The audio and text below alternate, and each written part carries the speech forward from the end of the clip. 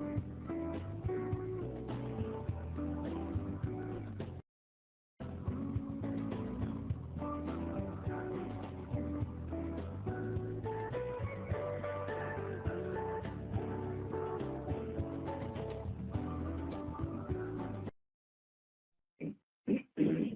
can't see my hands, but I'm shaking in excitement that we're all still alive. We've had quite the morning.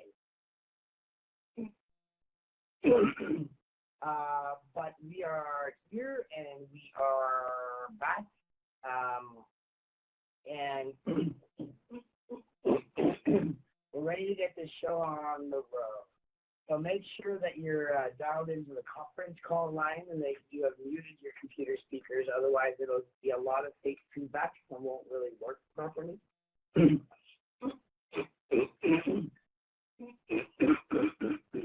For those of you who know me, I still have Tourette's. For those of you who don't know me, I'll tell you I have Tourette's. Just trust me right now. And we are going to walk us through. We've got a full agenda, so we don't want to lose any more time.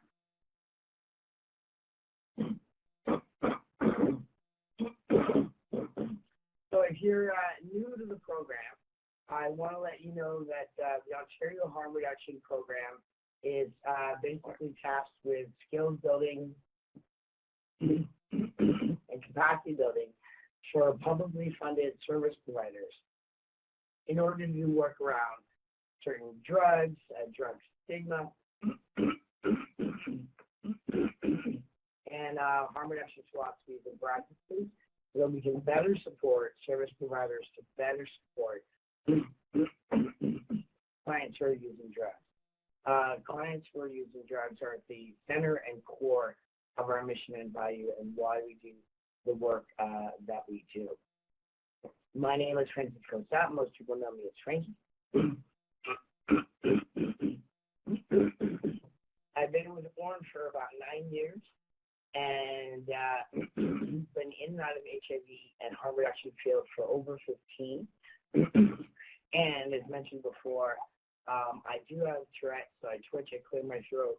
Unfortunately, I won't be able to read that all the way through for the next 2 hours, but it's made me really hilarious. So hopefully this will be entertaining at the very least. Now, I also do identify as trans.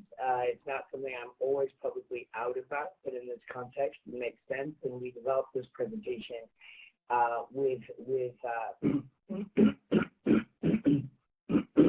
to better support people who are trans, because trans folks are very diverse.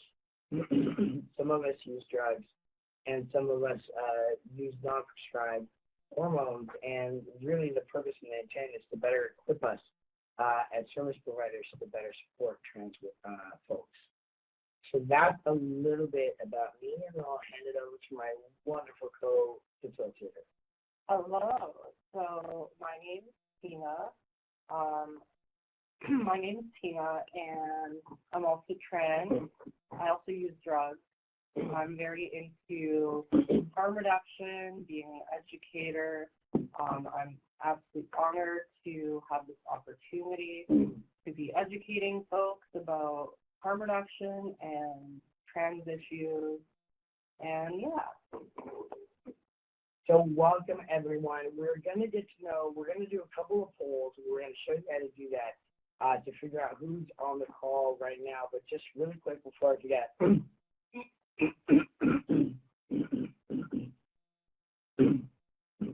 Hopefully you didn't forget that, right? There will be certificates of completion or participation at the end of the webinar. If you've attended both, we'll put that all on one certificate. There are a number of resources, including a PDF of the PowerPoint that we're about to show you that are in that resource box, and we'll walk you through what's all collected in there, because there's some really great handouts and resources. Right now, I'm going to pause for a second and turn it over to Nick. Hi, folks. Nick here. I'm also with the Ontario Harm Reduction Network. Folks that don't know me. If you're new to this interface called Adobe Connect, I'm going to walk you through a couple of things here. If you were on last week, you'll have seen this. But for folks that are newer to the platform, you can see in the top right of the screen the list of everyone that's on the call. If you want to private message someone, you can do that. If you have a question that you don't want to ask in the main chat, which is on the left, so there you can put in whatever questions, comments, but if you want to private message either myself or Kim, if you're having a technical issue or just want to ask a question that you're not sure about putting in the group, you can do that. You can also get a hold of us by raising your hand. So at the top of the screen, you'll see a little icon with a person with a hand raised. If you click that and drop down, you can raise your hand. That alerts us. That's useful, particularly if you have a longer question or comment, and we'll get you on the phone. Or if you're a slow typer. Yeah, not if you don't like to type or can't type. 8 words a minute, just so you know. And then in the bottom hand corner, Matt, I see you asking which attachments are different. I believe most of these you would not have got in the last one. A lot of them you would have gotten at the first one, the basics. Some folks are attending for the first time this week. So the only additional resources are specific around HIV and harm reduction stuff. So you can download any of those resources. Anyone on the phone can download any of those resources from the resource pod right now. You can also click the top right corner of the resources box and just download all attachments at once. So you can do that throughout the presentation. We will also be sending all of those in a follow-up email when we send out the recordings to these webinars. So we will be we did 2 recordings of part 1 last week. This is the first try at part 2 today. And then we're going to redo it again on Thursday. Once that's done, we will then send out whichever is the best recording to folks along with all the resources. And again, just if you have any problems or questions, just message myself or Kim, because we'll be keeping an eye on the chat. All right. So thank you. And Matt, Kim, and everyone, Kim just put the list of the resources that are additional.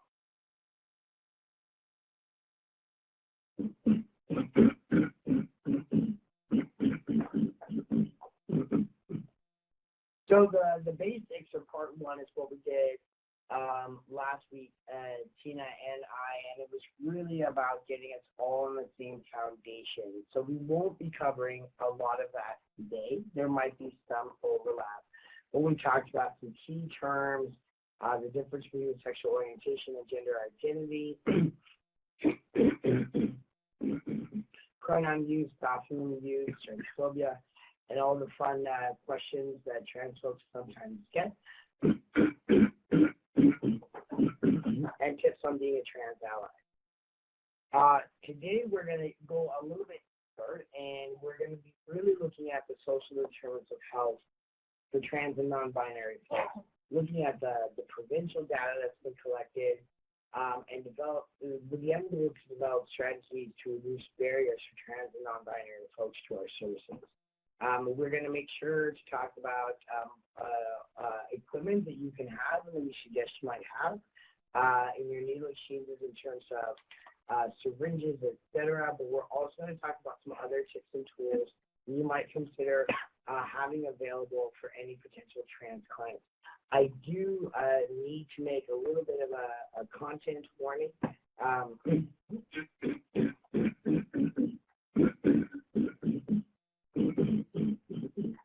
As we mentioned last week, if you were able to join us there was a little bit of talk about the impact of stigma and transphobia on trans folks. And it can have a pretty severe impact on our mental health and well-being, which is why we talk about it, because it's really crucial to understand the environment that we as trans people are living in, and the challenges and the struggle and the difficulties that can impact your mental health. So we are going to be talking about depression. We are also going to be talking about suicide rate. I believe there might be some information on the slides about sexual assault. I don't believe I actually read those out loud, but I just want to let folks know that if you need to step away, or if you decide you can't do this live and you'd rather just watch the recording so you can pause it and take breaks when you need it, we really encourage you to do what you got to do to take care of yourself. As I mentioned earlier, we have a pretty full agenda. So first, enzyme are social determinants of health and what they are. And then we're going to actually go into what's the process for those of us who choose and desire and have access to medically transition.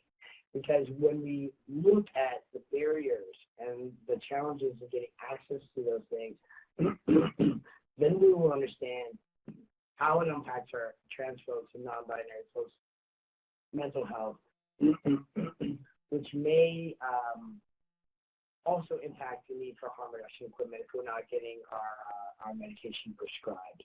And at the end, that's when I talk about inclusion tips and tools, other supplies you might want to have on hand in your center to make a life for trans folks a little bit easier. We will have time for questions and answers. If your question is relevant to the moment of what we are speaking of, please feel free to write it in the chat pod, and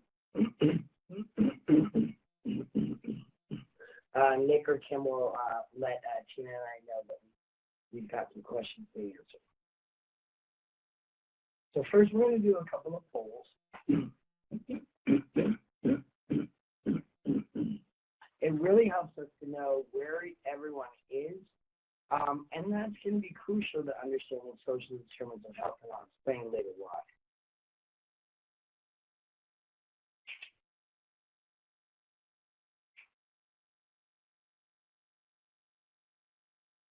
Wow, looks like we have quite a cross-section, folks. Okay, we're going to move on to the next poll. What sector do you actually work in? And this is going to be helpful for us understanding what points we might highlight depending on the representation of you guys in the room today.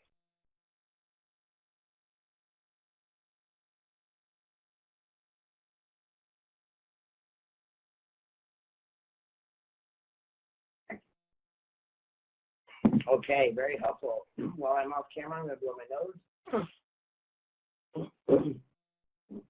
Thanks for your patience. And we got one more poll for you. Oh, sorry. GMSH, yeah, community living. Okay, great. That's helpful, folks. Thank you. And now I just want to know if you attended the webinars last week, or how many of you this is your first time witnessing me and Tina do the work we do. So most of you, looks like you attended, some didn't. Okay, good to know.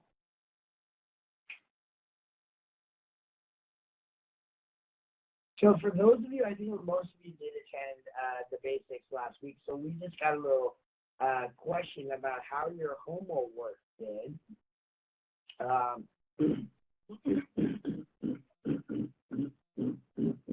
How many of you guys did the exercise and printed the worksheet and took it with you and actually paid attention to how many single-cell gender-neutral washrooms there were or tried to use them?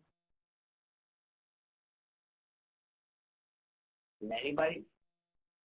I see Ryan. Of course you did. You're such a keener, and we love you for it.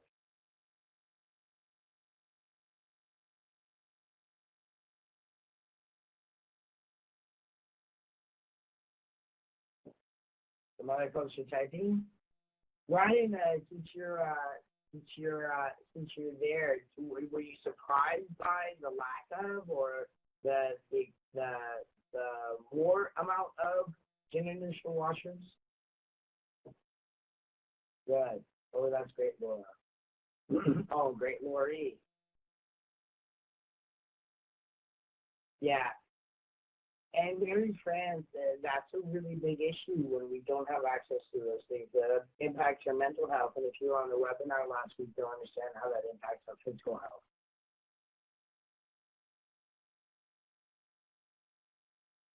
That's fantastic. And some people are noticing there are more gender neutral, any gender, all gender washrooms in the region.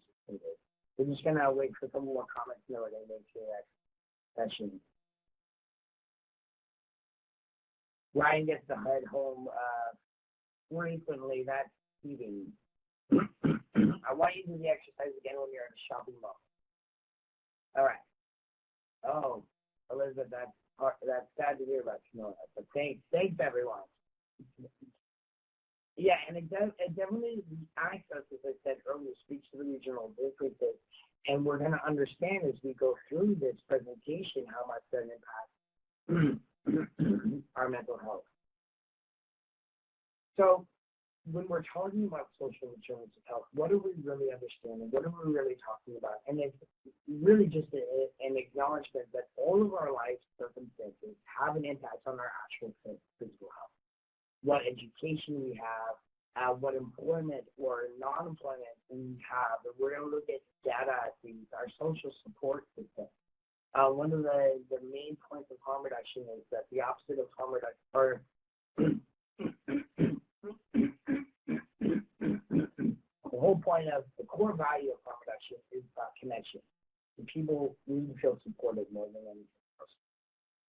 And then in this context, as I'm making clear and asking about the bathrooms, our physical environments make a difference. How many resources are in your area? If you do have resources available in your area, how easy or difficult are they to actually get to? Someone will have to take an hour bus ride to get across town, or can someone just walk in the street corner? These kinds of things make a big difference. We're actually going to talk about, for those of us who choose to transition medically, what we might want and what that transition might look like, both surgically and hormonally. And then my thinking and our thinking is that once we understand the scope of what might be needed or desired, and then understand the challenges to getting those things, why that can have a severe and dramatic impact on our mental health, and then that's our physical health. And just a note, just remember, not every trans narrative is the same. We're all different people. Some people choose transition. Some people choose not to. Some people choose a different way to transition. So it's all very personal.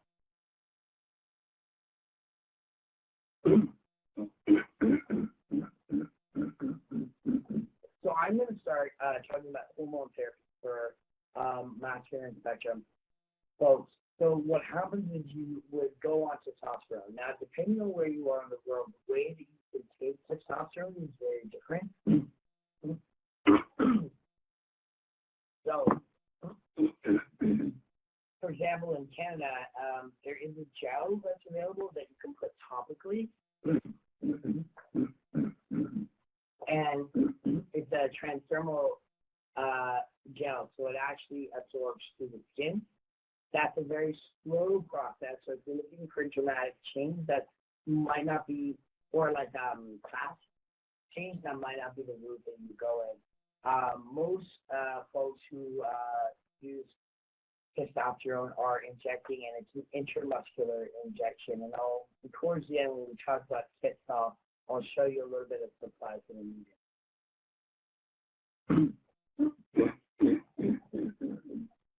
It lowers our voice, and for someone like this, a deeper voice, so we sound more male. There's possible hair growth. Now, this, again, I just have to stress, we're all different.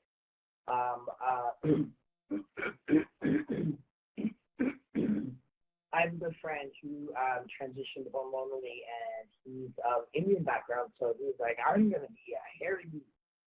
And he has developed 3 mustaches. But that didn't happen well. Now, I happen to identify as Filipino. My father is white. My father, I was not expecting body hair, and my father is jealous of my chest hair. So he's asked me multiple times to borrow it.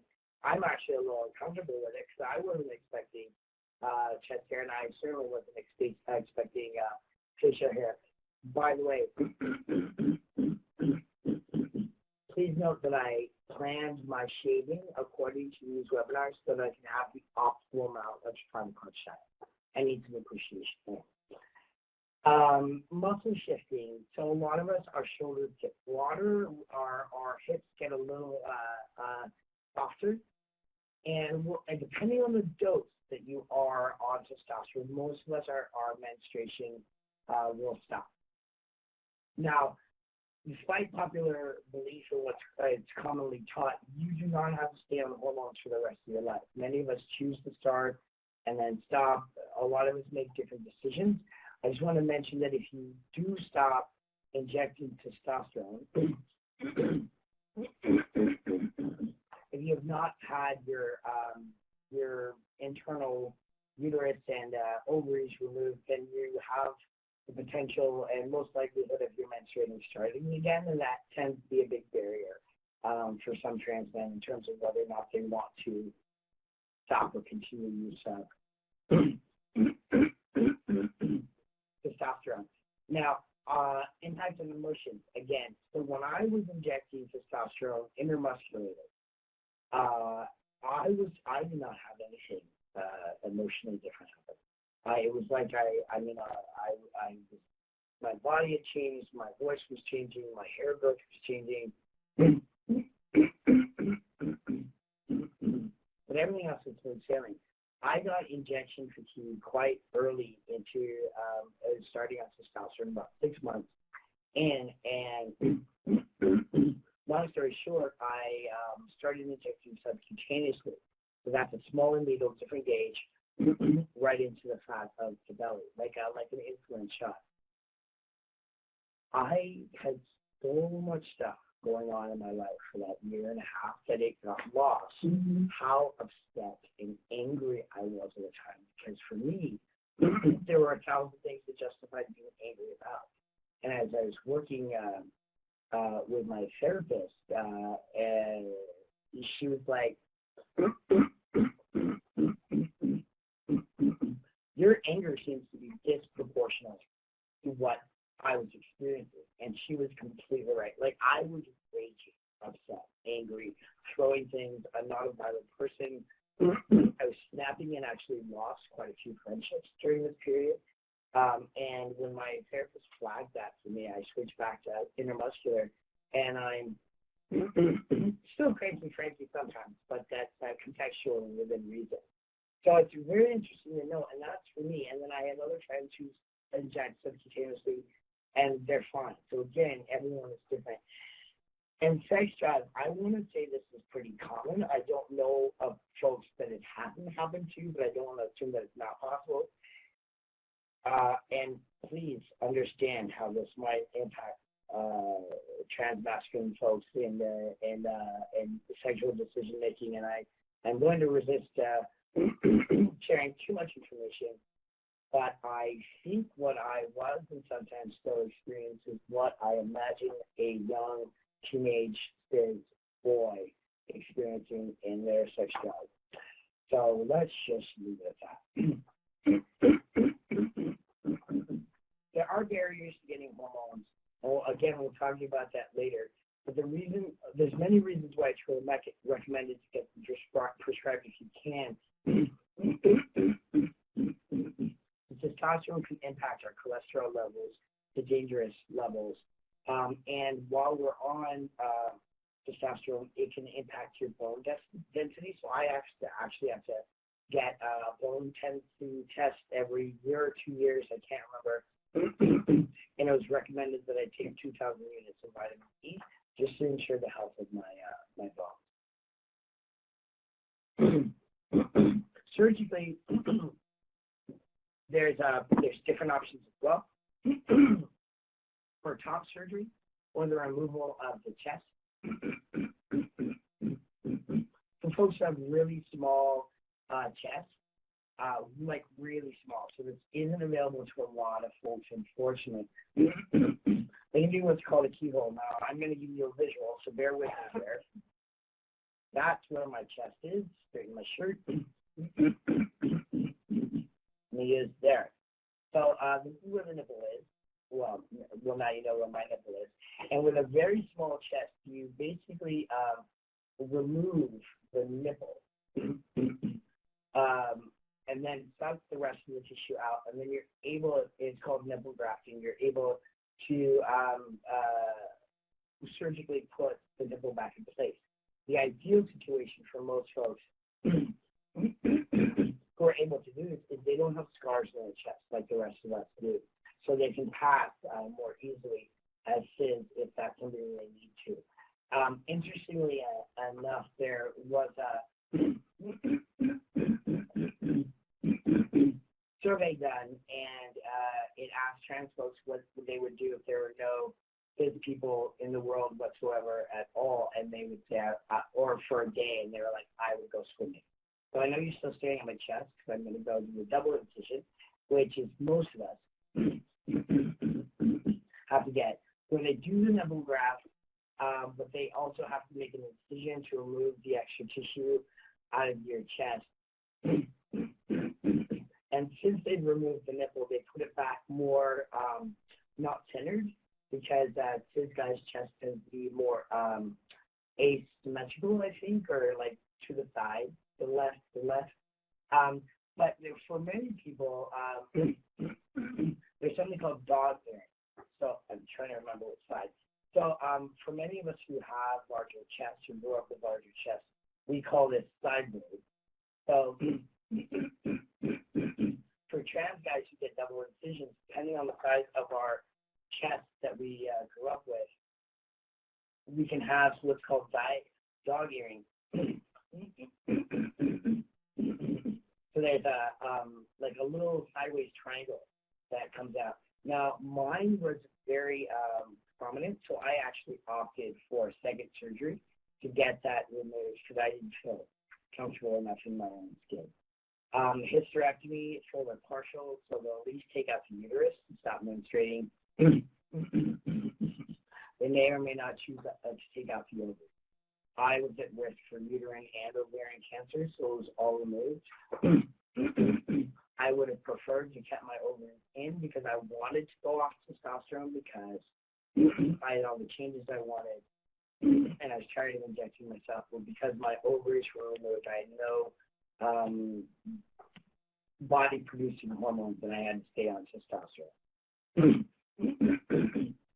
Bottom surgery is not as common. A lot of barriers, a lot more expensive, et cetera, et cetera. And there's more options than I just listed, but there is a possibility of getting a phalloplasty. It's an actual penis. But the more common option that trans male folks go for is testosterone can give you clitoral growth. And so there's a simple operation where they clip the clitoral hood to allow the clitoris to grow more and not be as restricted. And if you're having a high sex drive, that really helps support the sex drive.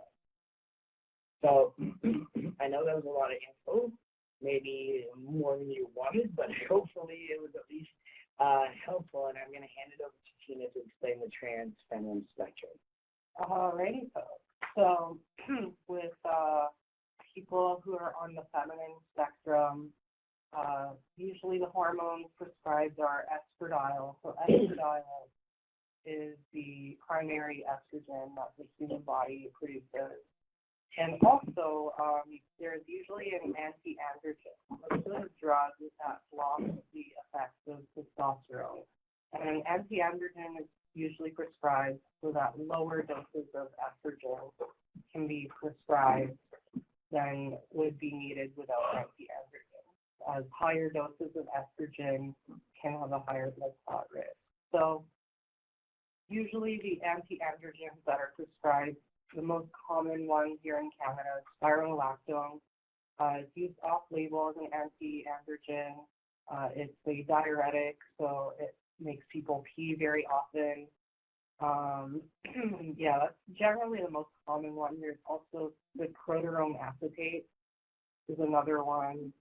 And sometimes there's drugs such as Lupron that they basically shut off the part of your brain that makes your body produce hormones. So that's another drug that's used to stop the testosterone. So with estrogen treatment, the voice does not change. However, if estrogen treatment and anti-androgens are started before the onset of natal puberty, then the voice will never break. And in people whose voices have already broken, they can have voice training to make their voice sound more feminine again. And in terms of hair, so if any androgenic balding on the scalp has occurred, there might be very slight reversal of that, but not really, especially if there's significant balding. Often a hair transplant is needed. However, the balding process will be stopped from getting worse. The effect on body hair can vary quite a bit. As Frankie was saying, everybody's different. For some people, body hair can reduce quite a bit. For others, it doesn't have that much of an effect. And once again, if estrogen and anti-androgens are started before the onset of natal puberty, the increase in hairiness can be avoided. And facial hair, unfortunately, is usually not affected if that's already present.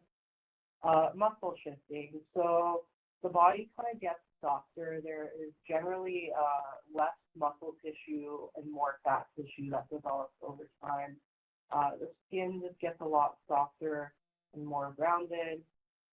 And once again, I'm going to stress that a lot of the estrogen can only really add feminine changes. It can't really remove any of the masculine changes from the natal puberty. So this is why it's very, very important for transgender youth who are getting close to that age to be put on hormone blockers and estrogen as soon as possible so that they can have the smoothest medical transition possible. The impact on emotions, as Frankie was saying, it can vary quite a bit.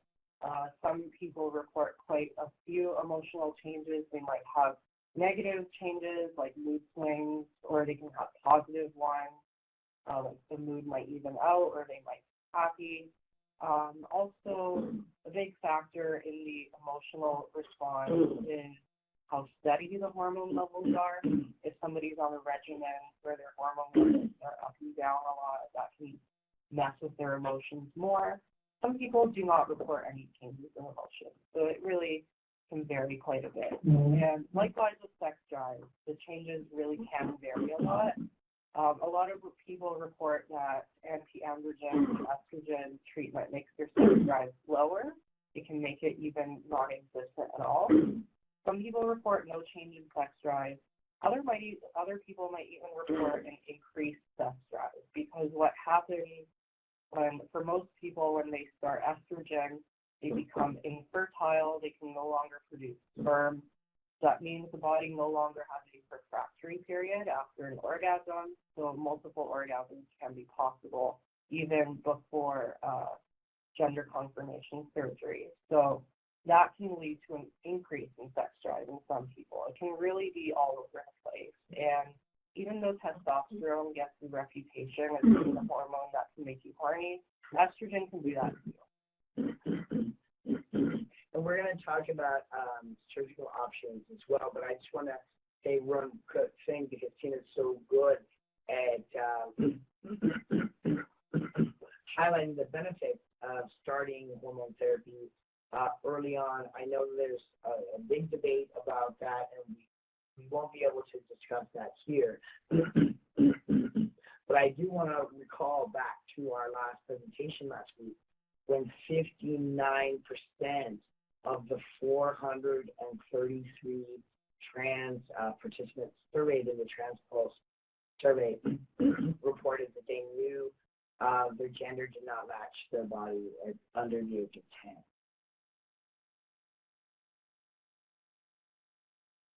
So a lot of the masculine changes from the natal puberty can be reversed with surgery. So, and feminine changes can also be augmented with surgery as well. So one of the most common surgeries that are sought is breast augmentation. Sometimes breast growth is not considered sufficient, or it might not be proportionate to a person's body, because people who went through natal puberty and everything, they might have a wider rib cage and everything, so they might need larger breasts for it to be more proportionate. So a lot of people will seek a breast augmentation for that reason. A tracheotomy, also known as a trachea shave, is also another commonly sought surgery. This shaves down the Adam's apple and any bumps and cartilage so that it's nice and flat. And facial feminization surgery can refer actually to multiple surgeries. Usually it's like a combination of a nose job, shaving down the eyebrow ridge, shaving down the chin. It really depends on the person's facial features to begin with. And the goal basically with facial feminization surgery is to make the features just kind of softer and rounder and make the person resemble what they would have looked like if they had never went through their natal puberty. And orchiectomy. So orchiectomy is the removal of the testes. Once the testes are removed, the body can no longer produce large amounts of testosterone anymore, so an anti-androgen is no longer needed after that point. And there's also the vaginoplasty, also known as gender confirmation surgery, formerly known as sex refinement surgery or FRS. A lot of people believe that the penis is cut off, but that's not really what happens. Instead, it's more like it's turned inside out. It turns out that the development of people's genitals from the fetal tissue, it's like the same cluster of cells. So it's pretty much like the same kind of tissue, it's just arranged differently. So since penises and vaginas are actually a lot more similar, then most people think it's quite easy, at least for field surgeons, it's quite easy to rearrange the tissue so that it resembles a vagina. And depending on the surgeon, the surgery nowadays is if you go to a skilled surgeon and everything goes well, no complications, you can go to a gynecologist and they will not know that you had surgery. Like it is 100% resembles this woman's vagina. Thank you.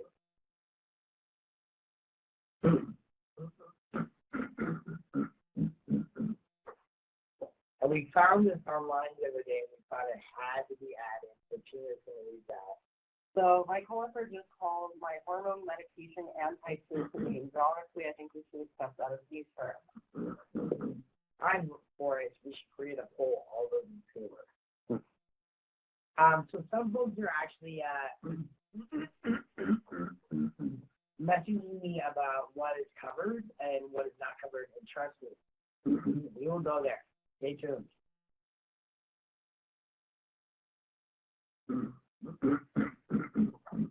Okay, so why do we talk about that? It's more than that's what people are the most curious about. It actually has an impact on trans and non-binary folks,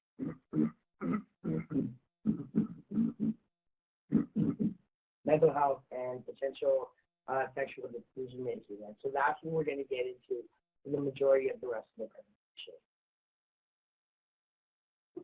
So Tina's going to be letting us know because there are individual, systemic, etc., interpersonal, different ways that their mental health can impact us.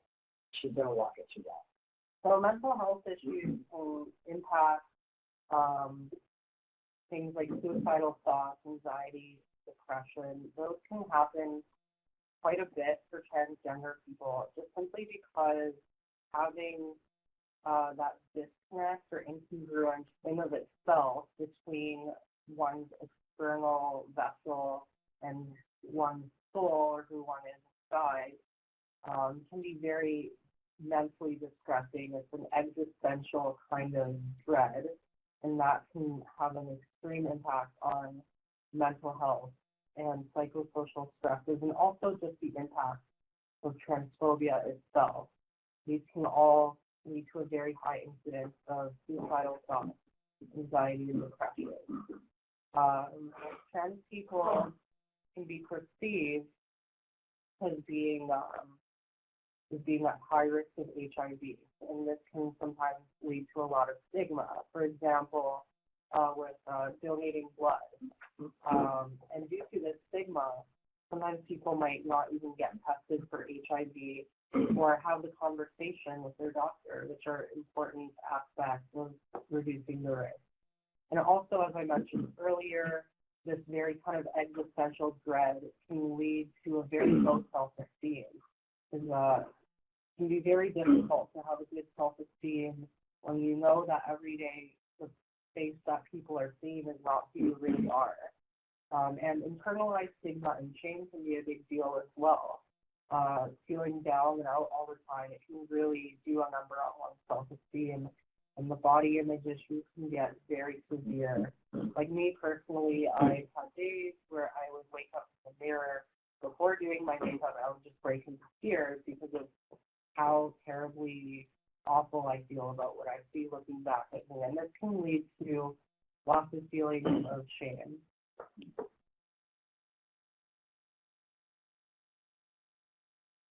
So this can also lead to fear of rejection by prospective sexual partners and perceived shortage of sexual partners. And that can make somebody feel very undesirable.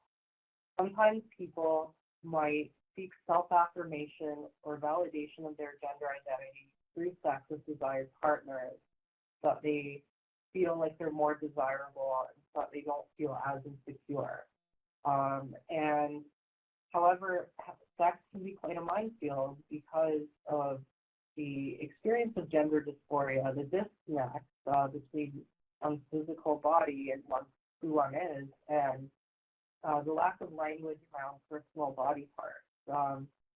Sometimes it can be a big deal for people to have sex partners that are understanding and willing to use different names for their body parts. Like, for example, say a trans woman might become very dysphoric if her parts are called a penis. She might prefer a name such as a clitty, for example. For example, for trans men, they might prefer that their chest is known as a chesticle, like things like that. And it can be a big deal for trans people, sex partners, to use these different names. And I can also add, I had a partner of 13 years who identified as gender binary. I identify as trans in a gender non-binary way. Watch last week if you don't know what I'm talking about. And we would call their parts a who and my parts a what. So have fun with it. It could be your icebreaker. And also, as I mentioned, me and Frankie mentioned earlier, the physiological and sex drive changes associated with hormones and surgery play a big factor as well. For some people, getting surgery might be an essential thing that they have to do to feel secure enough to seek out sex partners. And just relating back to last week, I didn't understand or really comprehend how much gender dysphoria I'd lived with until I was experiencing gender dysphoria and the newfound happiness and security in my body. So one of the points that we're really trying to illustrate, and Tim is doing a fantastic job, is how all of these things might impact sexual decision making. So we're going to read, Tim is going to read a quote, because I have Tourette's, and if I were reading a quote, it would take the rest of the webinar. So, and then we'll check in about how this resonates. Oh, sorry, there's a question. Is it appropriate to mirror language when providing healthcare services? I absolutely think so. I think and contextually, if you need to talk about my body, I would be way more comfortable if you use the language that I'm comfortable with, and we will talk about that in future slides. But I don't know if Tina disagrees. I agree. I think it can actually be surprisingly easy to refer to somebody's body part without it being gendered. Like, for example, even in a medical setting, like, for example, instead of saying female reproductive organ, one can say uterus and ovaries. Instead of saying the male part, one can say penis or testicles, or ovarian anatomy, testicular anatomy. Just using, I think, just the name of your organs Mm. to be in a medical setting, especially without using the word male or female. However, if a person specifically requests that different names are used, I think that can and should be accommodated as well. But like in a default way, like if it's in a form or something. And later on, we do a check-in about how to ask about what names to use. Or not a check-in, but we do talk about it too. Yeah, we're gonna wait before we read the quote because there seems to be questions on the question, which is great. That is why.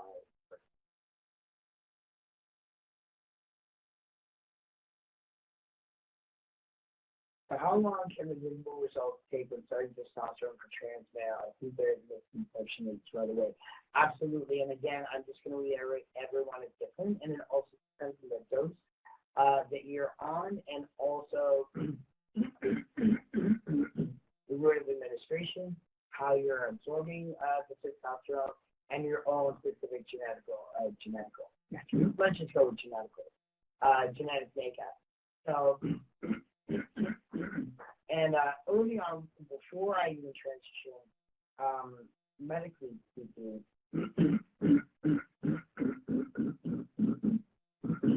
I felt a lot of hierarchy in the trans community. This trans guy wasn't on a high enough dose yet, and his doctor needs to move faster. And honestly, there's a thing that I really love. We can only go as fast as the slowest turtle. We need to honor our bodies and be in control of our bodies and choose the speed and the route of which makes sense to us. My changes started happening within 2 months because of the dose that I was on, but it is a slow process. I didn't actually get more facial hair for another year or maybe 2 years. So, yeah. You know. I think it's also like we're thinking about, like, for cisgender people, how long the process of puberty takes. Like, a lot of cis men might not really start getting facial hair until their 20s, or cis women might not really start filling out completely with their breasts and curves until their 20s. So it can take 5 to 10 years.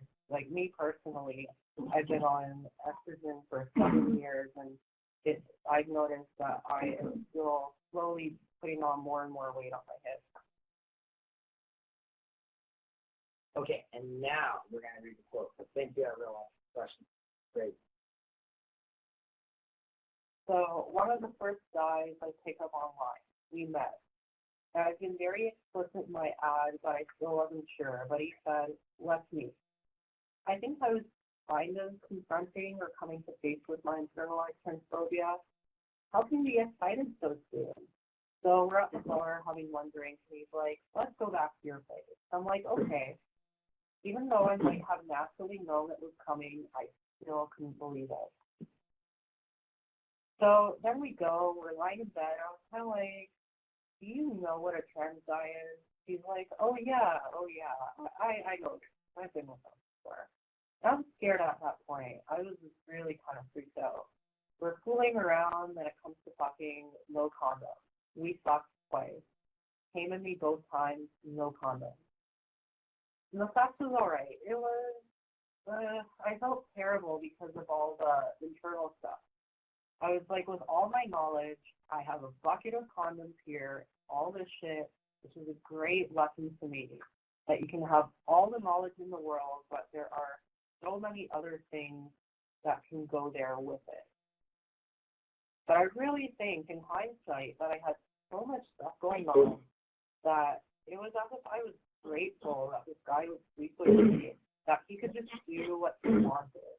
I was very upset afterwards. It was quite a shock to me. Fortunately, I have, since then, all the fucking sex has been with condoms. I think the reason why this quote resonates so much with me is because I think a lot of us can relate to having low self-esteem, poor body image, and maybe making decisions in the short term that may not be the decisions that we'd actually want to make in the long run. And yeah, Jordan, I feel like this is a very powerful quote. Before we move on, I'm just going to invite folks to type any other reactions that you have. I got my start in the HIV and harm reduction field actually running youth programs. And the number of heterosexual cis women who basically had sex without a condom because their boyfriend said that if they didn't, he would break up with them is more than I can.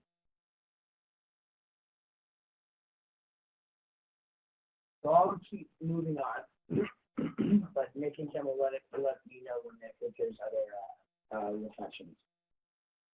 Yeah.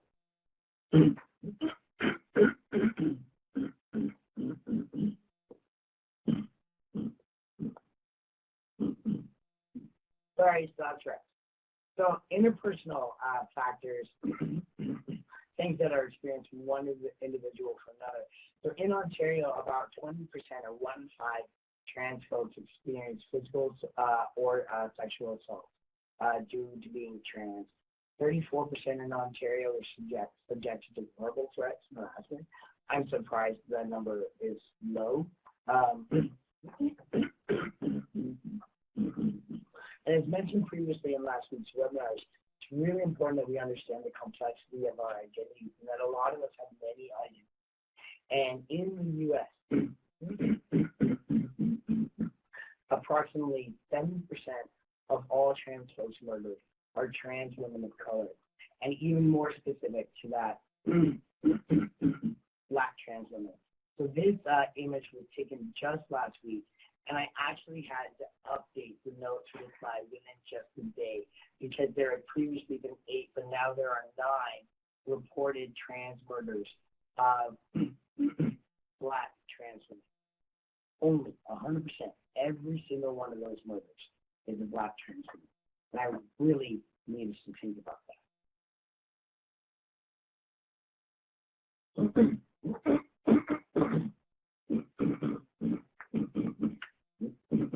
So as mentioned, there can be violence experience, there can be complicated gender and power dynamics in relationships. And we were talking about the importance of language before. And when describing our sex and when describing our body parts, there's a quote that Tina was going to read. I'm not sure if she's able to at this moment. Yeah. So referring to how there can be a real lack of language. So jokingly, I say glory hole and bonus round, but when I'm actually talking about my body, seriously, frankly, I don't have any words at all. Just a big void in my vocabulary. And that comes from a trans man who speaks with men. And again, as mentioned, alluded just gently, quickly before, if you're seeking validation through sex of your gender identity, you might not always be insisting on condoms or other less risky factors. And Tina's going to take it over again and talk about how this impacts us structurally and society. So narrowly constructed gender norms and societal repression of gender nonconformity. So being gender nonconforming or trans or breaking the gender roles that are imposed on you by the assigned gender at birth, people get a lot of pushback for that. For example, public bathrooms is a big one. A big part of not getting harassed when using public bathrooms is that you look the way that you're expected to look for that bathroom. Some jobs might have gender-specific dress codes, and a lot of, even with jobs that might not have specific dress codes, there could be kind of an unset expectation and ideals of professionalism that tend to be very gender role conforming. And sometimes being gender non-conforming or presenting gender non-conforming can be read as being unprofessional or weird. And that can lead to barriers to employment, social services, even housing and legal assistance, health and mental health care. A study found that, a U.S. study found that 1/3 of trans folks were denied a job due to being trans. 1 in 3. Healthcare workers often do not promote opportunities for trans people or share pertinent information about their identities and needs, and can sometimes even be hostile or transphobic. In Ontario, approximately 50%, that's half of trans folks, are living on less than $15,000 a year. Barriers to changing legal documents that reflect current lived gender identity. It can cost a few $100s to get one's name changed, and that can be very hard on $15,000 a year.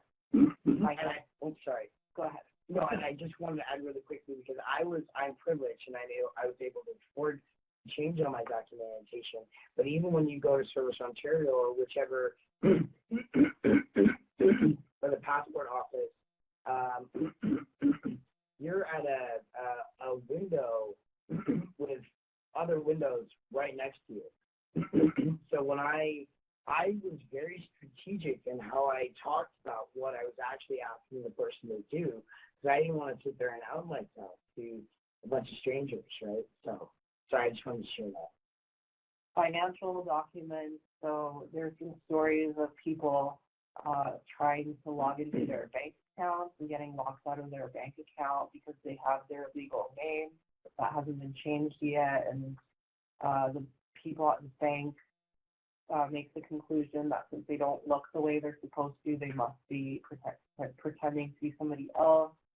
Medical documents. So this can be a big deal, for example, if you're getting healthcare services, fear and transphobia, barriers accessing gender confirmation surgery, hormones, etc. So getting access to medical transition is not always easy, and sometimes people have to jump through a lot of hoops. And this has been more of a problem in the past. I'm not sure how much of a problem this is now, but sometimes you're forced to follow very rigid gender roles in order to get access to medical transition. So like if you're a trans woman, you don't show up looking like a 1950s housewife, they might conclude that you're faking it or you're not really trans or that you're doing it because it's a fetish or something.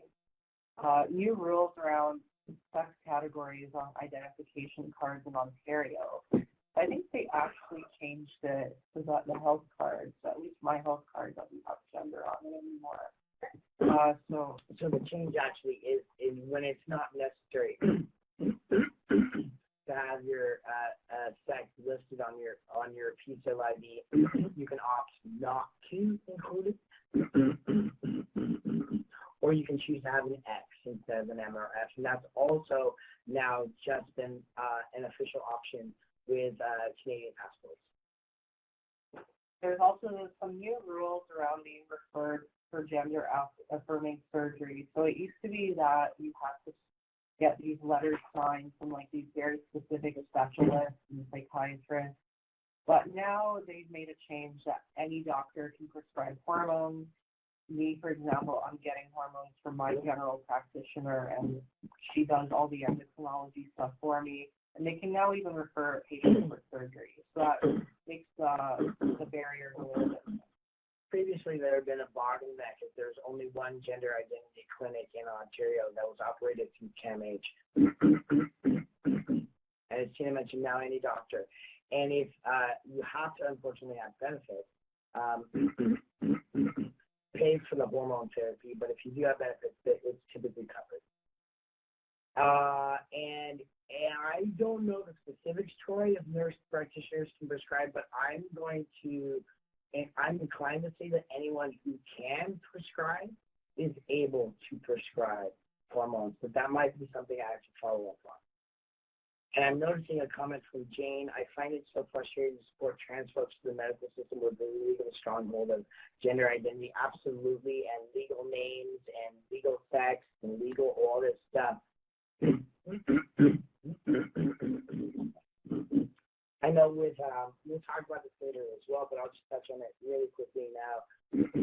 With my clinic, before I had everything legally changed on my documentation, they had to record what was on my identification, but they added fields into their software when they were doing intakes, whether on paper or through the computer hole. I don't know. I'm not talking. Through the computer software to list name used and sex identified or pronoun used. So if we're able to do that, you know, that's great, Jan. So we're going to understand how all of this impacts mental health.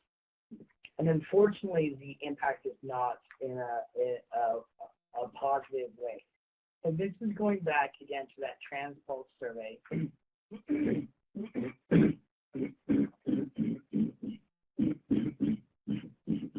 An Ontario-specific survey that happened and was conducted by trans folks, of trans folks, for trans folks, and also people caring for trans folks. And for trans women, they reported a 61.2% of experiencing depression, and trans men, 66.4%. Unfortunately, there was no data at the time this was collected to report on those who are non-binary. And this is quite an alarming stat. And of all of these 433 people, 77% reported having seriously considered suicide. Tina's going to read this. I found this, and this is U.S. stat, but I feel like it's really important to highlight. So trans youth who are not accepted by their family have a 41% suicidality. That number drops to 4%. 4% when they're accepted by their family, even if they are rejected by everyone else. Calling trans youth by their preferred name is suicide prevention, and that's from Mira Krishna. And I really need to highlight, and I highlight this, and I'm going to share something that I did, whether or not share, but I think it's really important. For a lot of reasons, that rings really true to me. It is important for us to remember that these numbers are people, actual human beings. I actually spent most of my childhood suicidal. I never thought I'd ever experience what it was like to be loved, and that I'd ever amount to anything. And yet, here I am today, decades later, presenting my story, and I'm filled with confidence and purpose and passion. I can honestly say that I'm still here today because of the overwhelming acceptance I received when I was ready to be true to myself. And I'm just going to repeat, acceptance, acknowledgement, and validation saves lives.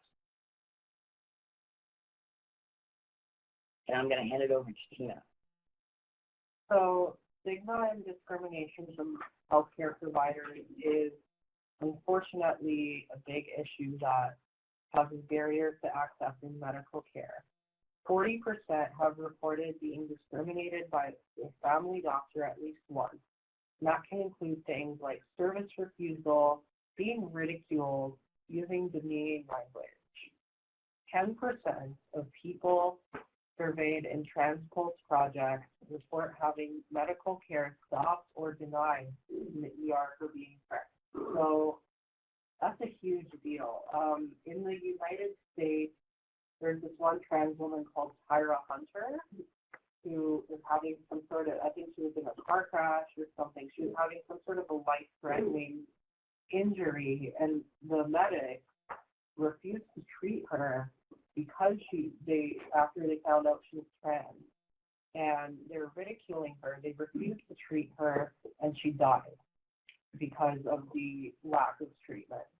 There's also a story of a trans man, I don't know who pronounced his name correctly, Robert Ian, who had been having symptoms of ovarian cancer for many years, and it was progressively getting worse and worse. He kept seeing all these doctors, and the doctors were telling him stuff like, well, I'm not going to treat you. I don't know what to do with this. This is what you get for doing this to yourself, basically being blamed for having, for suffering and going through what he's going through. He refused to be treated, and he ended up dying of ovarian cancer.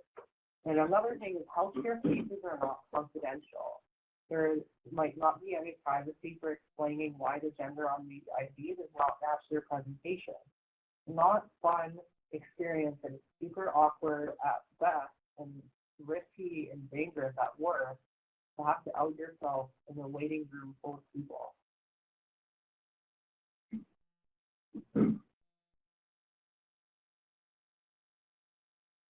There can be misinformation or lack of knowledge in seeking care. Some trans people have to educate their medical providers about their own health care because some medical providers might not know even basic things about trans health care. Having all healthcare concerns brought back to being trans is jokingly referred to as trans broken arm syndrome within the trans community. So the joke is that you come in with a broken arm and they're going to say, how do your hormones cause that?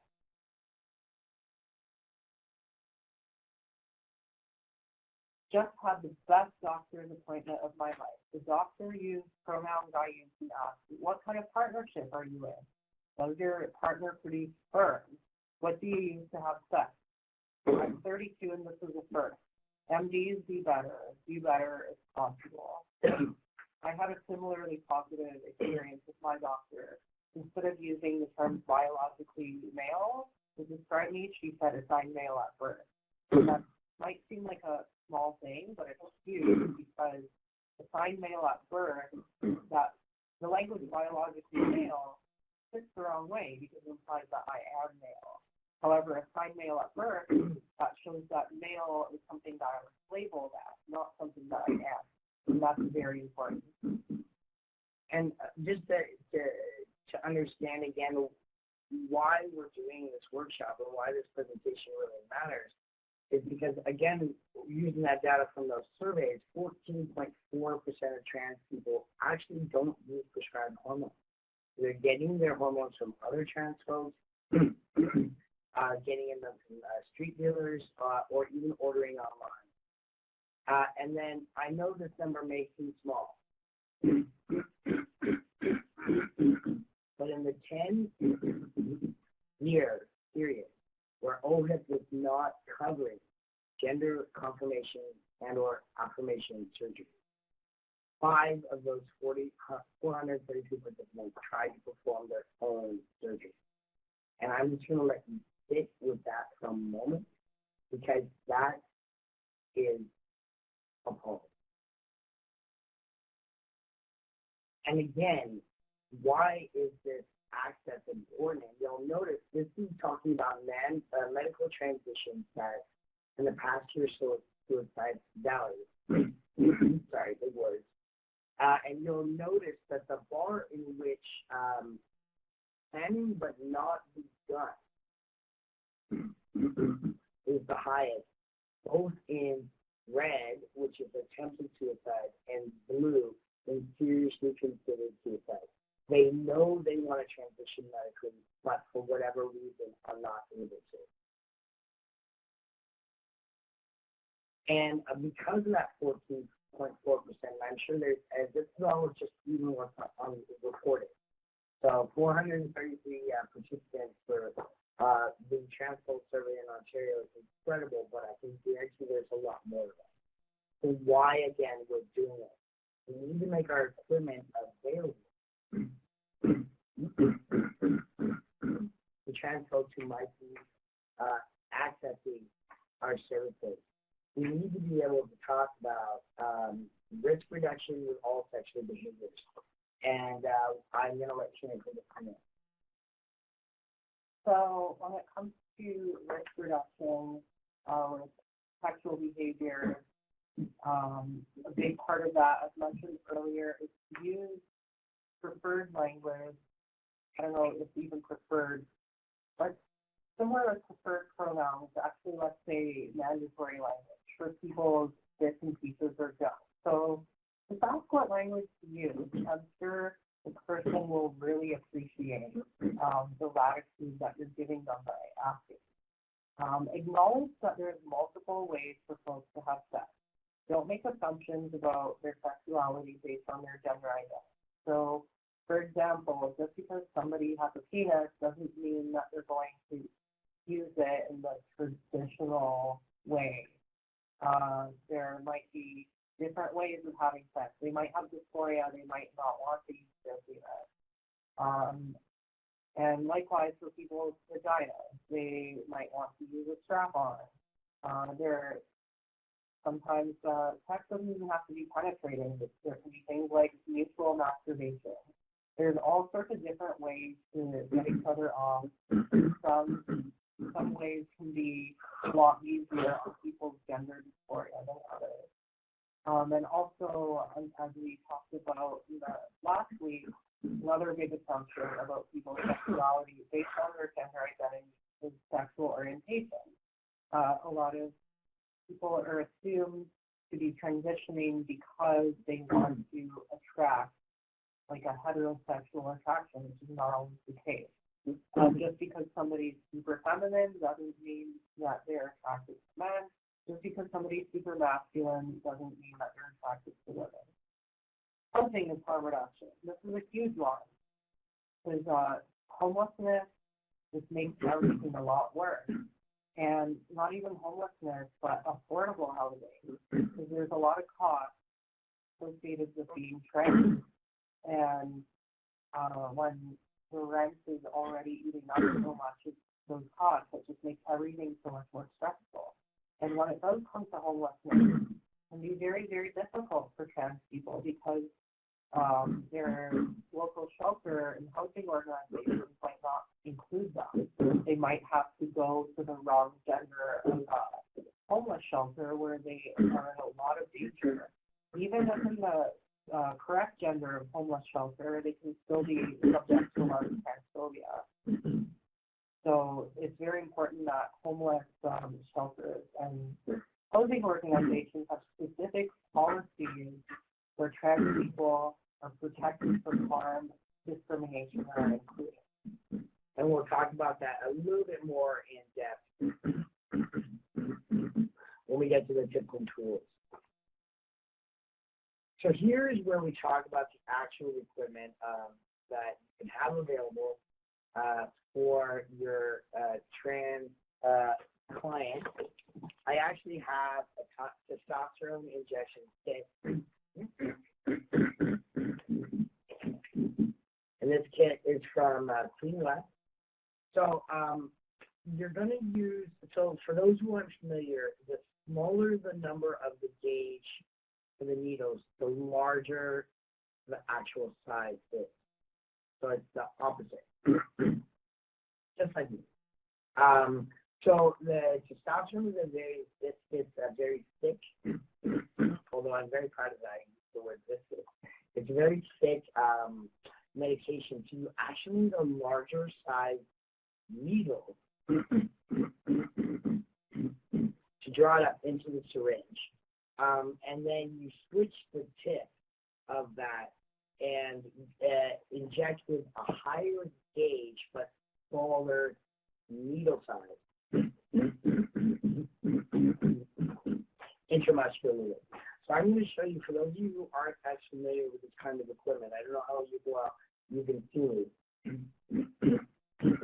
but this is a syringe barrel, and what it does is this, oh, there we go. Wait, where'd my camera go? Okay.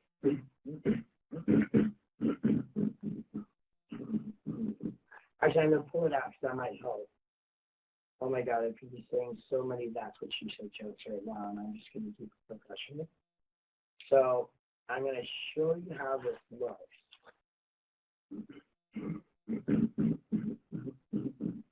This is a syringe barrel, and what you do with the larger gauge is you place it on and then you twist it.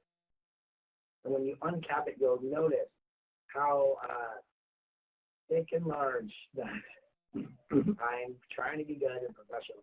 Thick and large that needle is, but you can clearly see I do not want to inject with that massive loco. So a quick tip, I wish that I could show you how to properly inject, but I'm not going to at the moment. So when you're done drawing up, so you actually have air in the syringe that you're going to wind up drawing the equivalent. So if I'm on 1 cc of testosterone, I would draw a cc of air, put this on, go into the liquid testosterone bottle, release the air, and then draw up that amount, and then properly inject. But then I would recap it, twist that off, and then put the higher numbered gauge, but actually smaller needle tip onto the barrel syringe barrel, you guys understand. And I would, again, put that on and screw that on, and then when I uncap that, you see how much smaller that is. That is way more friendly. I won't go on this too much, but there was a moment where I was really stressed. Mr. Magoo, absent-minded, and I forgot to switch to the smaller needle when I went to inject intramuscularly into my thigh. And let me tell you, that was surprising, and I no longer need caffeine for the rest of the day. I was awake, but it did not actually inject into me because it was way too large to go in. I'm just going to stop now. So, which I'm grateful for. So, so we're going to go back to the slides. Now, unfortunately, I don't think I held off subcutaneous injection, but you'll understand. Again, you'll need the 18 gauge or somewhere around there, the larger needle tip. Draw the liquid up, the testosterone up, and then you're going to switch to a much, much smaller gauge, a 27 gauge needle onto that syringe barrel, and then you would inject that into your belly. Just want a short tip. So you'll notice it says no more than half of an inch. If you can find 2 milliliter size syringe barrels, it's okay. Most of us aren't on more than 1 centimeter. It just allows for more room and error if you're drawing up more or less.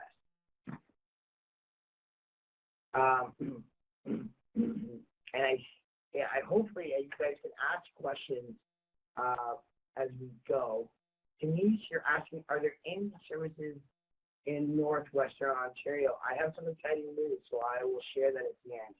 And there was another question or comment. Troy says, forgive the self-promotion, but the Dave Smith Youth Treatment Center in Ottawa is a residential concurrent supporters facility, and we welcome trans youth for care. That's amazing. So these are other items that you can potentially include in the testosterone kit.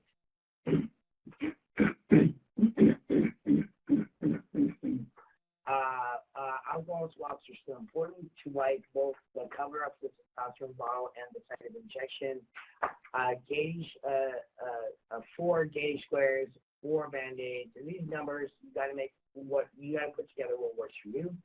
Sterile gloves, lubed condoms, not flavored for penetrative sex. We do not want to use flavored condoms. Lube is fun. Lube is great. And then a step-by-step injection guide for intramuscular injections and helpful tips guide.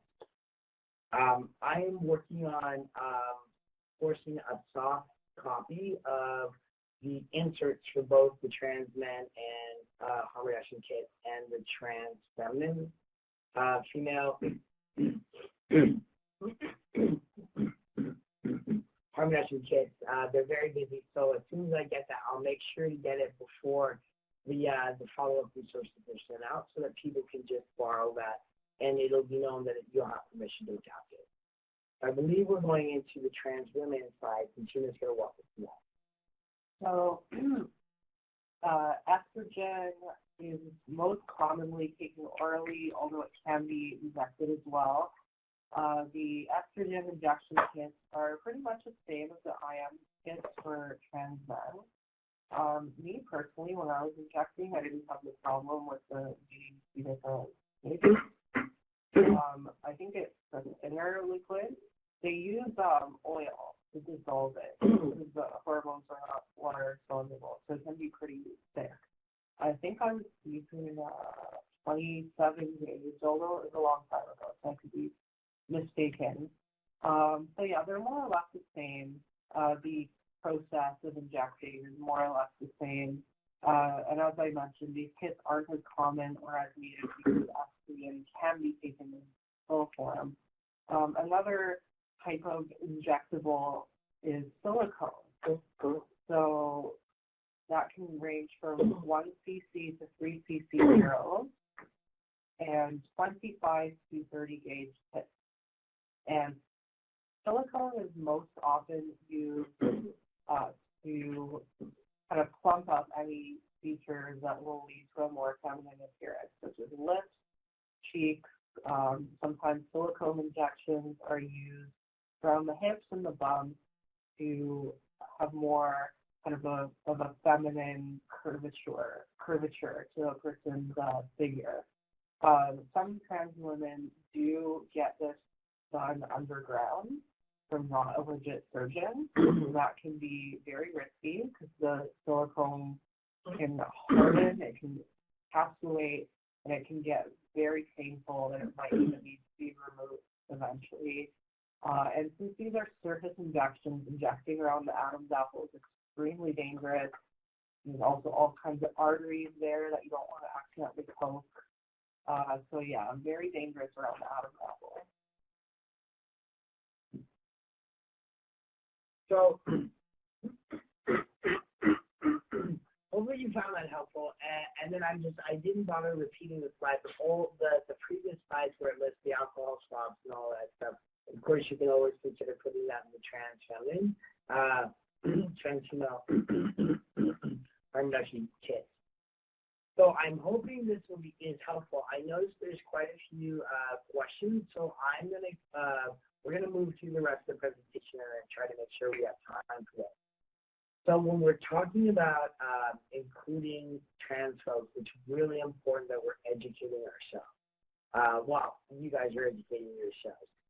So, what are your local harm reduction resources? Or do you have anything available? FYI, a lot of cis men inject steroids intermuscularly as well. So intermuscular injection is still relevant and a good thing to have.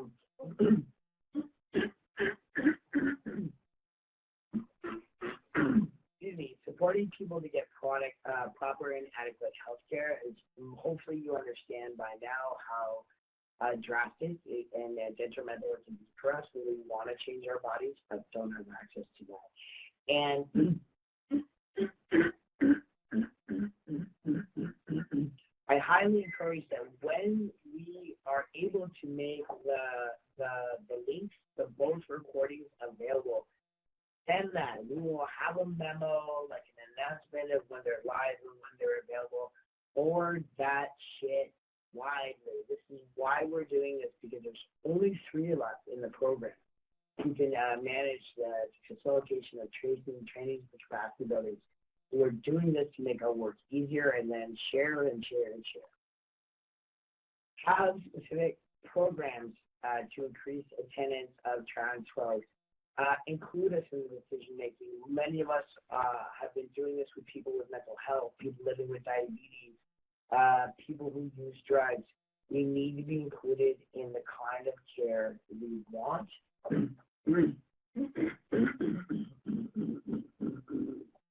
Need and have available. Make sure our educational resources and campaigns and workshops represent all folks. And this is not only trans and non-binary folks, but different races, different cultures, different abilities, etc. And when we're doing our work, we need to look at our policies. We need to look at, when we're looking at our policies, some of the advocacy work that I've done in previous jobs, it's not just how you actually identify. So it's not necessarily being gay, for example. It's about being perceived as gay. Because there are feminine, straight, cis guys, and they might get harassed and bullied and beaten up because they're perceived as gay, and they still need to be protected because the root cause is the same. Do your prep work, get your education, get your advocacy. It's helpful in certain contexts, especially housing or shelter. Have your policy up front and let everyone you're doing intake with know that it's a trans welcoming and trans friendly shelter. This way, you don't have to out individuals. Just letting you know that Stacy is trans. You're letting people know right off the bat that this is a trans welcoming space, and we expect all of our residents to be treated with respect. Paperwork, we talked about male and female and adding other options on the intake form, so I won't spend too much or any kind of documentation. We won't spend too much on that, but we understand that there's a limit to what you can do when it comes to legal documents. So payment checks or leases, we are often required to put the legal name. But a little tip that I learned and that I've actually utilized in my work, because it took me quite a few years to actually get my identification changed on my ID and health card, etc., is you put whatever documentation has that person's legal name in a larger envelope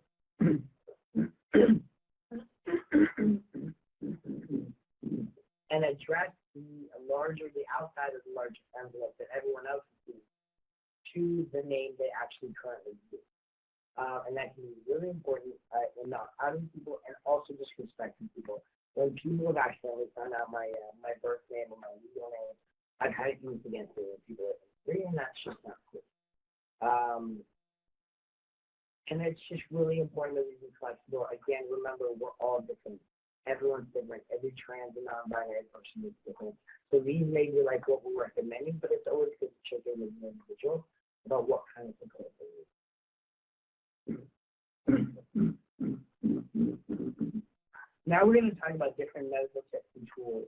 Other things that we might help when someone's either pre-transitions or planning to transition or non-operative. They do not want certain surgical or hormonal treatment.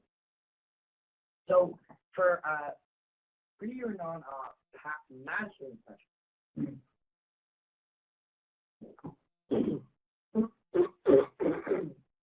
one of the tips that I learned is to actually shave. So you don't have the capability of growing facial hair,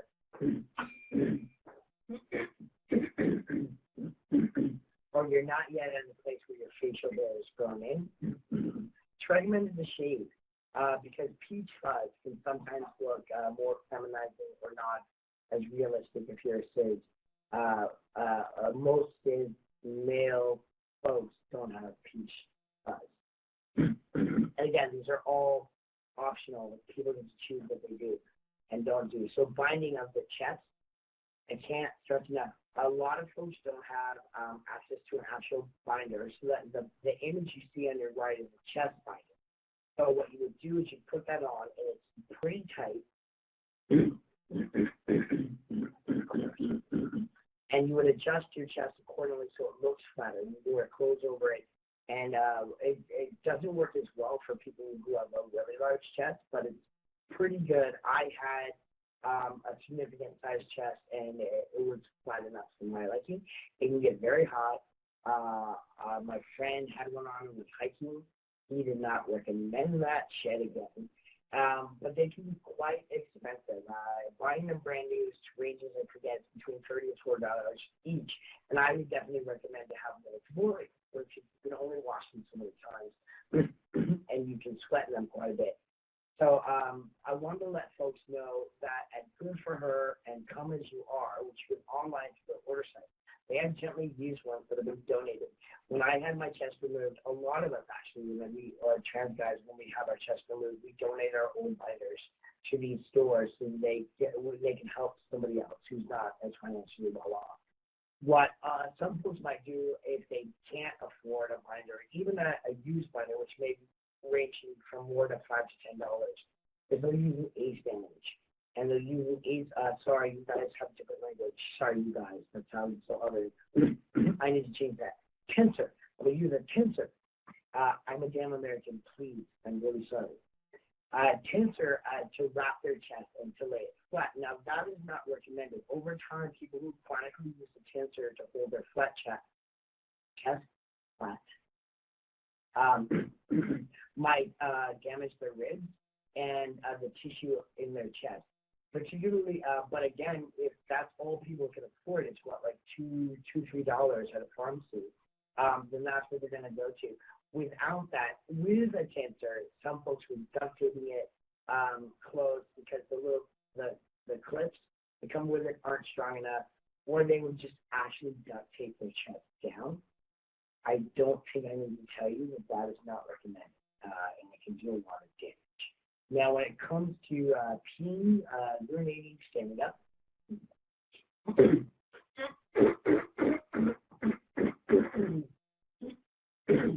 the affordable option you'll see there is actually a medicine spoon for an infant. So you put, it's the original. We get really creative though. So you put the medicine in, and then the open barrel helps you measure it. So what you do if you want to urinate standing up is you can actually drill a hole at that top end. I don't really know how to use my cursor and make it visible. Give me a second because I think this will help. How do you make my my mouse visible? You can teach an old dog new tricks.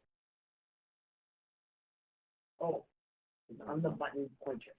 So if you take this tip here and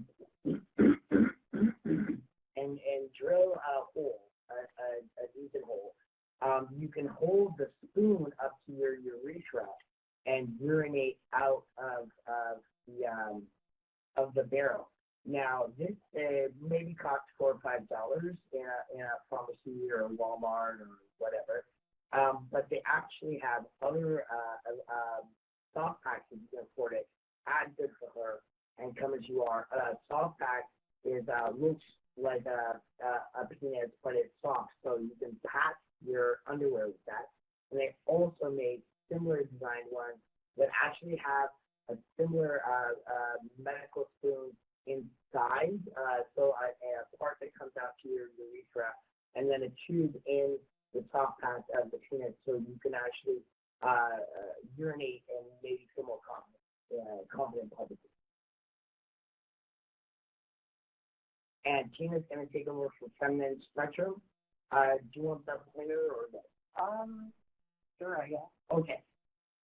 So for people on the feminine spectrum, a big one is hugging.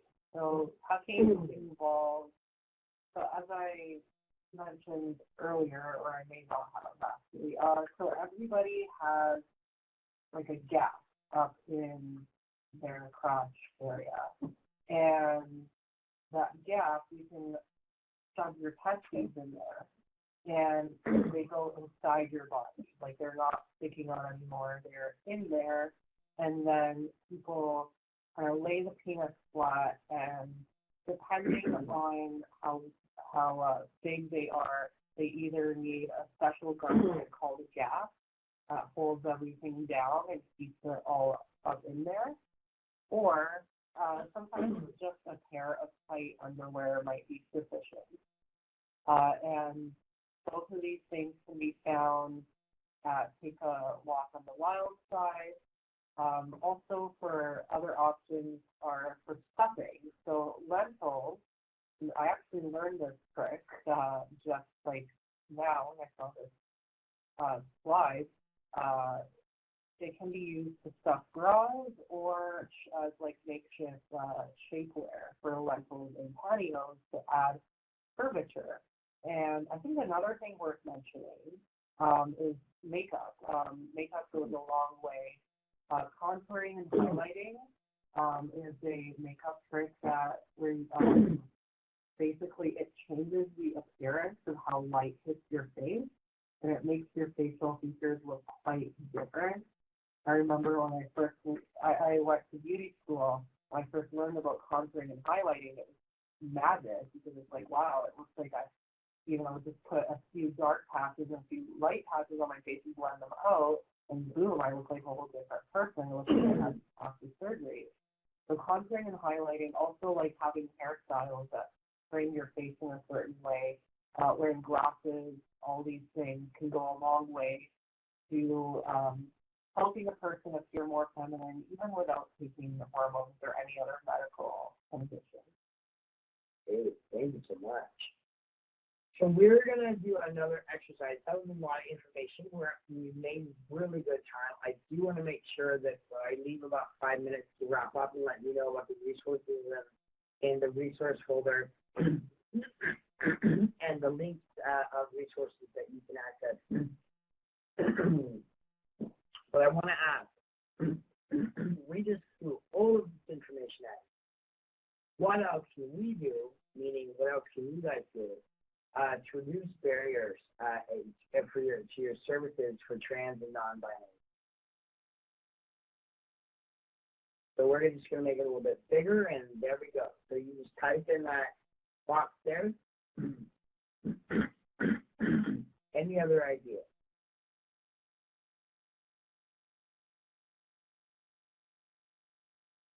So examples of what maybe it could also be things that you're learning that you need to do. And so looking at your policies, if you're a housing worker or a shelter worker, finding out what the policies are, if they're reflective of trans welcome spaces. So I'm seeing some good ones. Challenge transphobia with colleagues in our workplaces, using non-gender terms and policies and documentation. Challenging transphobia, I think I already said that, not making assumptions, and that's critical for everyone. Include trans folks in planning and design of services. Amazing. And then Elizabeth said, she's educating the public through webinars like these. And send those recordings out when they go.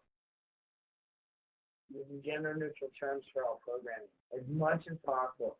Sometimes you need to highlight when a program is specific for women. What we need is make sure that those women-specific programs are inclusive of trans women. So, again, it's about inclusion.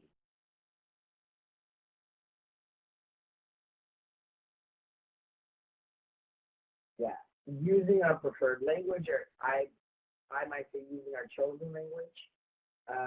Again, small details. Preferred sounds like it might be optional, but chosen. I know we spent back and forth all the time. It's all new language. I'm still learning. We're all still learning. I've learned so much just listening to Tina. And so one of the reasons that we wanted to bring another facilitator on, I only want to do so much talking. One, there's only so much you guys can handle, but also this is our goal. This is what we're recording. We want to make sure most perspectives are being shared. Okay, everyone, that's great. It's all great. So we are private washrooms. Yes. We're going to move on, but it's all great. And hopefully you feel motivated and better equipped to make your spaces more trans inclusive. So we're going to close that. But thank you, everyone. And this is your chance to ask Tina and I your final burning question.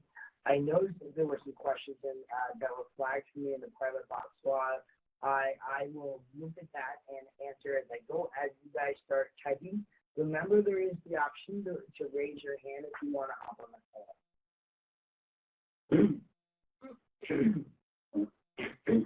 So Denise, for asking, are there any services in Northwestern Ontario?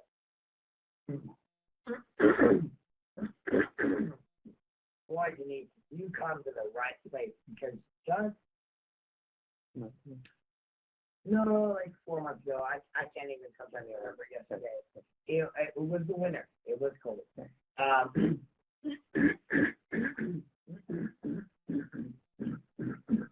Orrin actually traveled to Thunder Bay for a couple of different reasons, but the reason I was brought on board is because I was actually doing a consultation with Elevate Northwestern Ontario, that Region's AIDS Service Organization, because they are going to be building and creating a gender identity clinic that operates out of Elevate Northwestern Ontario. So it's pretty incredible. They've had some delays in some sort of processes. I know that there are other resources already operating. There's a gender there's a hormone access clinic, and there's like a medical transition clinic. It's available in Thunder Bay. I don't know how other services in northwestern Ontario are in general, but folks do travel. The problem is this bottlenecking and the hundreds of people who want access to these services. So Elevate does granted funding, and they're going to be creating a space in their agency.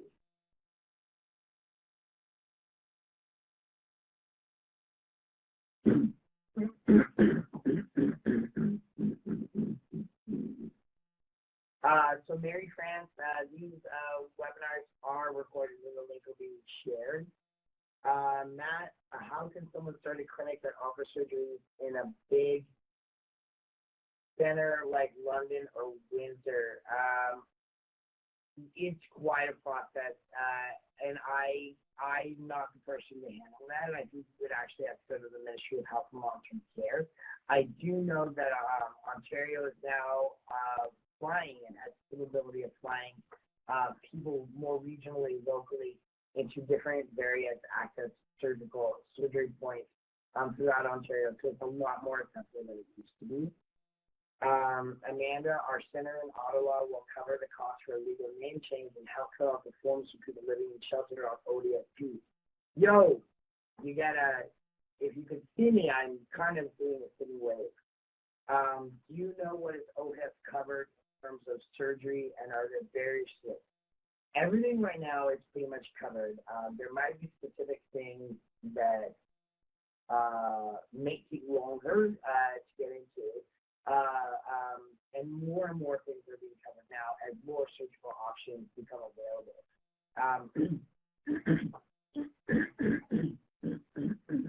Now that any medical doctor can prescribe hormones and make referrals for gender-affirming and confirmation surgery, there's less of a wait list, but there is still always going to be a delay, and then barriers to finding that doctor and barriers to getting a doctor who feels comfortable prescribing hormones and referring for trans training. And just let you know, this was a bit touch on the medical side more than I'm used to. But for anyone, there is a wait list, but Rainbow Health Ontario is actually a provincial organization that better supports more health-related and health-specific medical needs for service providers around trans issues. So I would definitely encourage you to contact them. I also want to speak a bit about surgery being covered by OHIP. So as of right now, the only surgeries that are covered are vaginoplasty and off surgery, but not chest contouring. So the number of surgeries that are covered are actually kind of limited, and facial feminization surgery, hair removal, tracheal shave, those can all get very expensive. Like electrolysis can cost thousands of dollars, which is the only way to permanently remove facial and body hair. And it's always been a big struggle for me because I really want to get this stuff done, like facial hair removal, tracheal shave, and facial feminization surgery. For me personally, these things are actually more of a priority than vaginoplasty because people see my face every day, and I have to see my face and see the wrong person looking back at me because I still see the guy underneath. And a lot of people think that things like facial feminization surgery for this type of plastic surgery that is cosmetic, but it actually is just as important and medically necessary as any other surgery. And I really hope that in the future that the range of surgeries that are covered by OHIP will expand to things like facial feminization surgery. Also, I know for masculine spectrum people, they only cover like the bare minimum. Sometimes people need to do chest contouring done, but their chest looks more like a cis male's chest, and sometimes that's not covered because I know people who've had to pay out of pocket for stuff like that. So yeah, I think surgery coverage is good that some of them are covered, but I think there's still a much farther to go. Yeah, and a lot of folks are asking for very specific questions on the referral process, and I'm not comfortable speaking about that because I think it also depends regionally, and we have to remember this is a provincial webinar and state, and I'm not a doctor, and there's limited, and I do not want to give you incorrect information. So for those questions that are way more specific about healthcare, Ministry of Health, health access, I highly encourage you to go to Rainbow Health Ontario's website. And they may have information that's easily accessible right on their website. There's one question here that we got in a private chat. So I'm just going to read the question and then let Tina respond. It says, there is an emergence of a trans male presence in the PNP scene. So folks that don't know what PNP is, that's the use of certain types of drugs in combination with sex. So we often think about particularly gay men using drugs like crystal meth or GHB in combination with sex. So within those teams, and often it's involving multiple people having sex at the same time, and within those teams we're seeing an emergence of trans males present, and the complexity of trans festivization, and then also a question around how testosterone and stimulant drug use may or may not interact. So I'm going to touch upon the drug interactions because I am a pharmacology nerd. So to my knowledge, there shouldn't really be, there is no like completely forbidden interaction between testosterone and any recreational drugs, to my knowledge. Yeah, so some people may react to drugs differently after switching or going on testosterone, but most people react to drugs the same. The biggest one is alcohol, because the amount of enzymes that in your stomach that break down alcohol are higher in people who have mainly testosterone in their body, and people who have mainly estrogen in their body have less of these enzymes, so alcohol hits them harder. Also, having more body fat will make alcohol hit harder. With GHB actually increases human growth hormone. Some bodybuilders use GHB to enhance the effects of anabolic steroids that they're taking, which are usually synthetic forms of testosterone. I don't think there's any trans men who are using GHB for that reason, to my knowledge. And a big one for feminine spectrum people is nicotine, because that increases the blood clot risk a lot. And also, there can be an interaction between spironolactone and MDMA with hydration and electrolyte balance, because both drugs affect hydration and electrolytes, but as long as both these things are carefully managed, the harm can be reduced. Thanks. Hopefully that was helpful. For those who were paying attention to the chat box, Jasmine Smith did actually send a resource link for where people can get free chest binders. So thank you very much for this. We are going to add it to the trans resources sheet that we created. The current one is in the Dropbox, but we'll make sure that gets sent out. And the follow-up. Unfortunately, we're not going to be able to cover any more questions, but it's really amazing that there were so many. It means you actually listen. We will take a look through those questions, though, after we're finished, and we'll try and respond as best we can in an email follow-up to any that we didn't answer. After the whole team has napped for 3 weeks.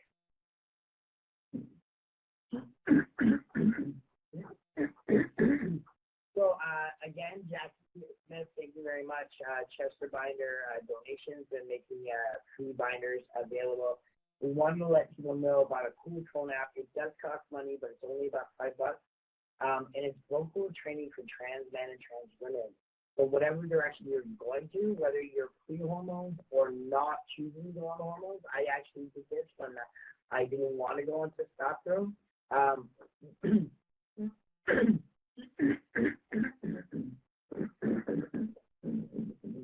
And it helps you work with your voice without hormones. Again, those sites that have some tools for both trans men and trans women, good for her, come as you are, and wild sites. Wild sites specifically for trans women and drag queens. Also, another voice app that's free is Voice Pitch Analyzer. Although that app only measures your pitch, which is only one piece of the picture for whether one's voice sounds male or female, recommends some big things, but it's definitely better than nothing, and it can track your pitch over time. Good to know. So again, that's the website for Rainbow Health Ontario. There's Trans Health, and then there's Trans Health Project. If you want to look more into the data that's available across the province, asking the right questions. This is a helpful document for screening and assessment tools. I know folks are talking about being more inclusive on intake documents and forms, sometimes mandated by the government on what you have to report on. Unfortunately, other than adding a spot on your forms where you can personally collect that, it won't be reported to your funders because they don't have the capacity. It's a slow process, but I'm hoping that will catch up at some point. For those of you working with trans women or women who are HIV positive, Women with HIV and AIDS Initiative, we are an acronym-full sector, has created a Trans Inclusion Project Guide. And Katie wrote an article summarizing some of the more specific data on HIV positive trans folks or risk for trans folks in that article there.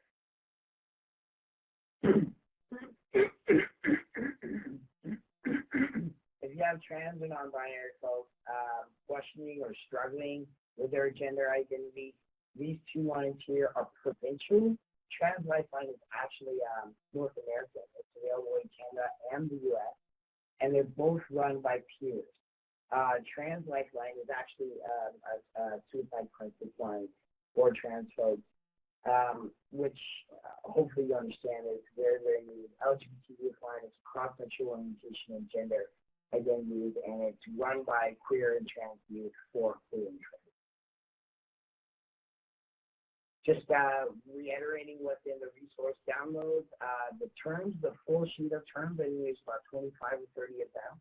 Yeah, tips on how to be an ally, the great graphics on words that are transphobic, some gender privileges, the gender binary system comics, which I really encourage you to post, what to do and what not to do if you think someone's in the wrong bathroom, and then the article written by Ivan Coyote addressing the difficulties using the women's journal.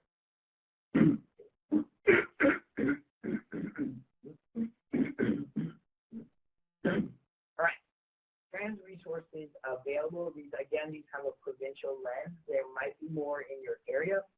Just a quick note, I believe it's still active, but the LGBT youth line, these services are specific for youth, but they have a searchable database of services around the province on their website.